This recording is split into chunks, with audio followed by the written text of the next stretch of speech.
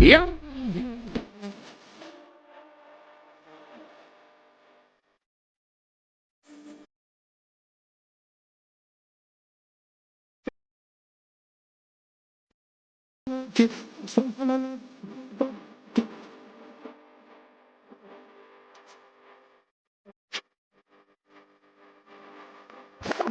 ሙዬ